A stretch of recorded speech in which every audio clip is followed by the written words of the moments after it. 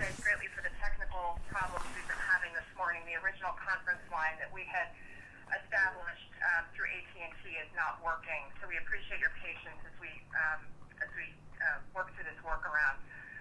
Just to let you know, this call is being recorded. We will work to put together a transcript for all of you to put out early in the week.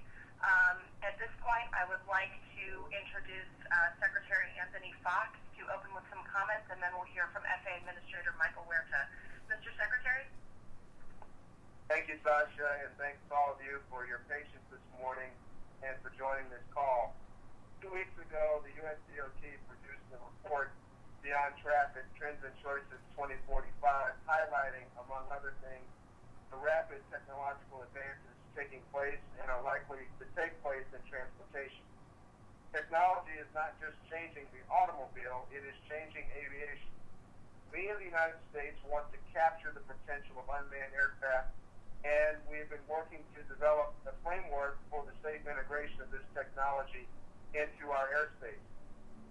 In recent years, we have begun a series of actions designed to keep America at the forefront of aviation. We've approved several test sites around the U.S. We've developed an exemption program to enable commercial users to access this potential. And today, we take another step forward with the announcement of our small UAS rule. From entertainment to energy to agriculture, there are a host of industries interested in using UAS to improve their business. But for us at U.S. DOT, the first threshold always is and must be keeping the American people safe as we move to integrate these new types of aircraft into our skies. Well, today we're announcing a proposed rulemaking that will help us do just that. The rule addresses two basic safety issues. One, keeping unmanned aircraft well clear of other aircraft. And two, mitigating any risk to people and property on the ground. As a result, we're proposing some common sense safety measures to keep everyone safe. And there are things like not allowing flight of these aircraft near an airport or more than 500 feet above the ground. Or if you're operating one, they have to be within your line of sight at all times. And you have to be able to see them with your own two eyes, not with binoculars. And the aircraft must weigh less than 55 pounds, or you can't operate it at night. That's and, not or. This rule does not apply to recreational users. There are already rules in place for that. Safety issues aren't just the only issues associated with unmanned vehicles. These vehicles raise privacy issues as well, which is why the President has released a memorandum on privacy that will guide how the federal government uses unmanned aircraft in our domestic airspace. We're going to be transparent about our use of this technology. We're going to use it in a way that follows the law and doesn't infringe on civil liberties. I want to thank the FAA especially for their hard work on this, and I'll turn it over now to Administrator Michael Huerta, who will give us more details on the proposed rule. Michael. Thank you, Mr. Secretary. Today's proposed rule is the next step in our continuing efforts to integrate unmanned aircraft systems into our nation's airspace. As you heard from the Secretary, we've made a lot of progress. Last year, we published a comprehensive plan and roadmap to safely integrate unmanned aircraft, and we also opened 6 test sites across the country for research on unmanned aircraft. We approved the first ever commercial operations in the Arctic, and we have granted more than 24 exemptions for commercial use of unmanned aircraft in domestic airspace. Today's proposed rule is a big step forward in outlining the framework that will govern the use of small unmanned aircraft weighing less than 55 pounds. This proposed rule offers a very flexible framework that provides for the safe use of small unmanned aircraft while also accommodating future innovation in the industry. As you heard from the Secretary, this technology offers many potential benefits to society. Due to the size of a small unmanned aircraft, we envision that these aircraft could be used for a wide variety of activities, particularly those that might be considered dangerous. Under this proposed rule, these aircraft could inspect utility towers, antennas, bridges, power lines, and pipelines in hilly or mountainous mountainous terrain. Academic institutions could use them for educational purposes or to pursue research and development. Small unmanned aircraft could also support wildlife conservation or be used to monitor crops. They can help with search and rescue, and they can be used to shoot scenes for films and television. And of course, there's a lot of interest in using them to take aerial photographs for real estate purposes. In many cases, unmanned aircraft can do these tasks with less risk than a manned aircraft that might have to fly in dangerous terrain or in bad weather.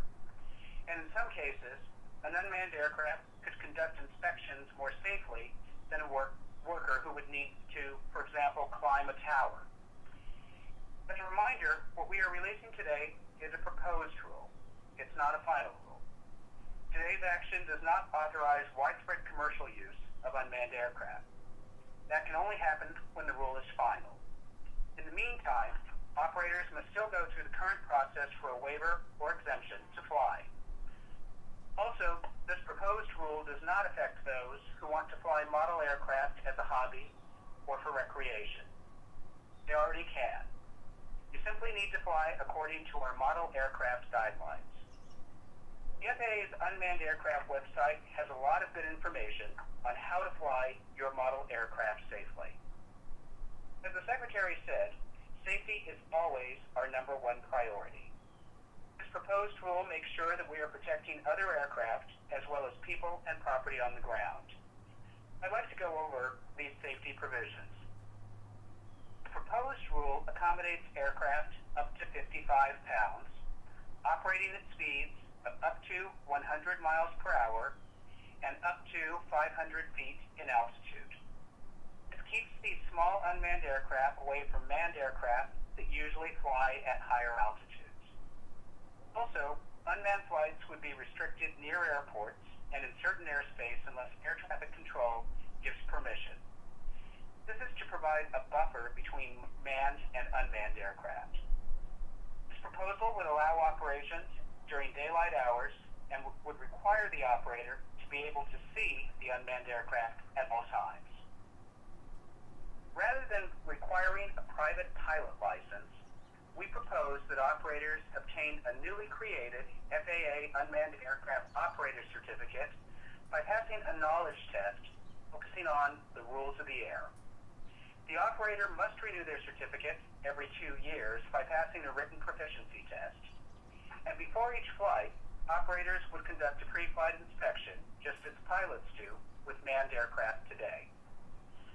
These small unmanned vehicles pose the least amount of risk to our airspace, and therefore, the rule would allow these aircraft to operate without the need for an airworthiness certificate. Such a certificate could take a manufacturer between 3 to 5 years to obtain.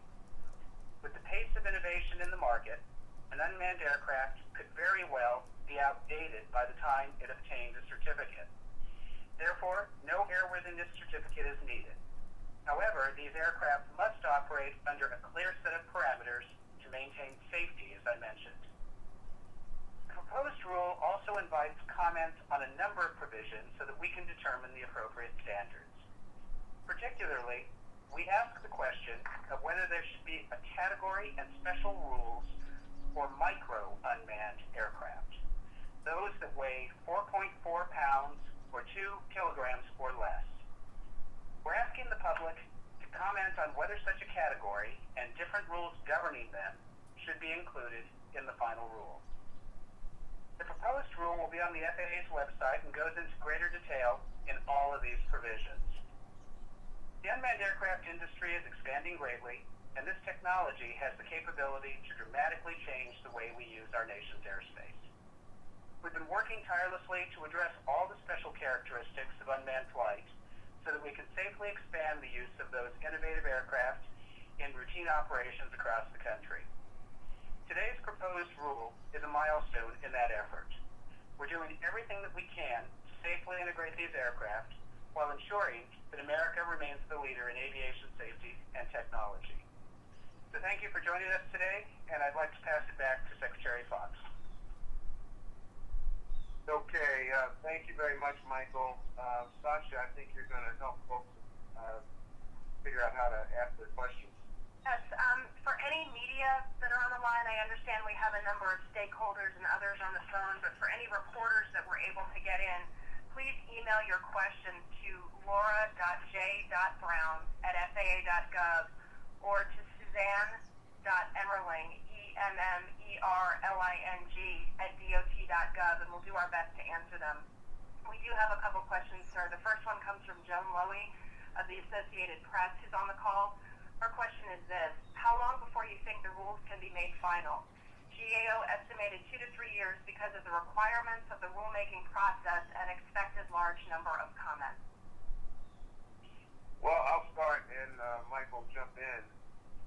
We believe this is an important step, and we also value the input of the public in what we're putting forward today. We certainly want to hear from as many stakeholders as possible, and that will have something to do with how long it takes us to move forward. But let me say that we're committed to the overall framework of safely integrating UAS into our airspace, and this is a very important step towards that goal. And I would just add that, yes, we are expecting a lot of comments, but we have provided a very comprehensive framework within the Notice of Proposed Rulemaking, which I think will enable us to focus our analysis of each of these comments. And our objective is, as the Secretary said, to integrate unmanned aircraft safely and to move this rulemaking as expeditiously as possible. All right. Our next question comes from Matt McFarland of the Washington Post. His question is, can you tell us more about the FAA-approved Knowledge Testing Center? What might be an example of one? Where will one take this test? And also, where does one obtain an unmanned aircraft operator certificate? Michael. Okay, the rule lays out both of these as proposals, but our objective would be that the Knowledge Testing Center would be very widely available, and there are many organizations that provide testing services. And so what we're looking for here is to ensure that those that want to obtain this certificate have access to it as broadly as possible. In terms of the content of that, the basic thing that we're trying to establish here is this is fundamentally different than being a private pilot. A number of requirements that might pertain to being a private pilot simply don't apply when you are flying an unmanned aircraft. But what does apply is your ability to operate within airspace with other aircraft. And so the test is really focused in that area. Okay. The next question comes from Jack Nickus of the Wall Street Journal. He has a couple questions, so I'll just start with the first few.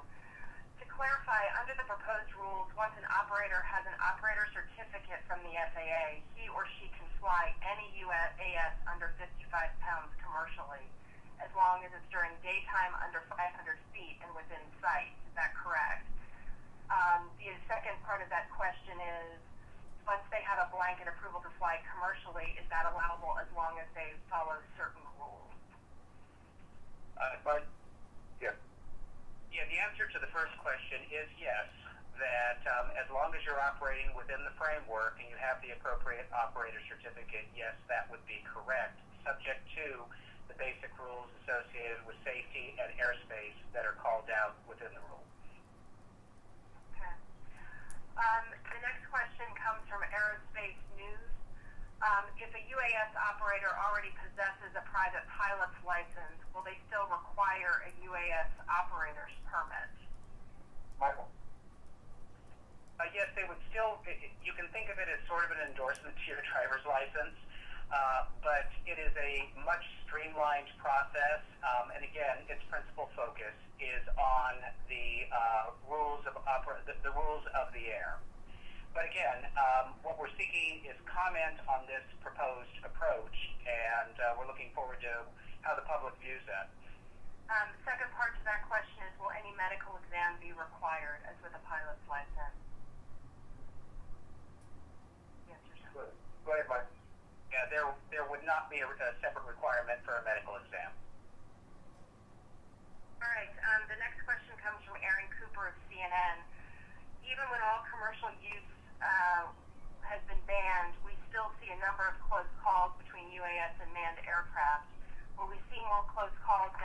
UAS will be allowed to fly? And how will we ensure that how will the FAA ensure that the UAS comply with rules and ensure that they avoid airports and manned aircraft? Well, part of putting this rule out is taking another step towards establishing a framework for the safest possible integration of UAS into the airspace. I think as we go through the comment period and work with those who give us their feedback, we'll hopefully either learn that we've done this exactly right, or we'll find some ways that we can tweak it to make it the strongest possible rule in terms of avoiding those issues, and also ensuring that we have the kind of enforcement mechanisms that enable us to protect other users in the airspace. Michael? Yeah, there are two dimensions, and the Secretary touched on them. The first is education, making sure that everyone understands what the rules are, and the rules sets out that framework. But we've also done a fair amount of that, and we will continue to do that.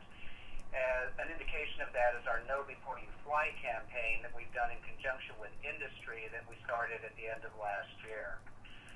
We also, of course, have enforcement tools that are available, and what we want to do is ensure that anyone who is flying in a careless or reckless manner that would be endangering the public or other users of the airspace, that we take appropriate enforcement action against those activities.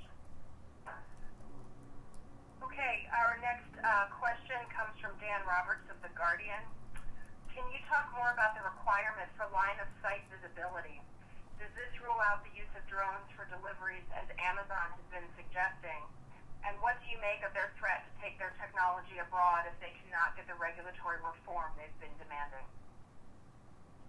Michael, I'll clean up. Okay. I think first and foremost, I want to stress that what this represents is another step in a process that has a lot of components. And what we are very focused on right now is this very large class of potential users. And the rule does contemplate that would be line-of-sight activities, but we do permit the use of visual observers. Now, separately, we have ongoing two activities that are continuing to push the frontier beyond that. One is a pretty aggressive research program on beyond visual line of sight. And then the second is the exemption process, which the Secretary referenced, where we can consider and have the ability to consider specific uses that people might want to put forward as the regulatory framework continues to evolve. So this is not the final word on the full scope of UAS operations. This is an extremely important step, but there will continue to be other activities that will address this industry as it continues to evolve. Mr. Secretary? Yeah, I just want to underscore that we know that technology is changing very rapidly, and that is why we have a very comprehensive framework that we're working through, of which today's announcement is one feature. We're not done yet, and we're going to continue working to ensure that we're moving as quickly as possible, but also as safely as possible to ensure that we integrate these new technologies into the airspace. All right. The next question comes actually from a variety of different reporters who've all asked similar questions about the line-of-sight requirement. This one in particular is from the Wall Street Journal. Any flexibility on the line-of-sight requirement in the sense that what happens when see and avoid technology continues to be further developed? Do you foresee that line-of-sight requirement being changed by the time this rule is made final if see and avoid technology is proven by then? Well, one of the good things about a comment period is that it gives us a chance to get feedback, and also as the studies that Michael just referenced continue, we'll see. I think we're putting forward what we believe to be the safest possible approach at the moment.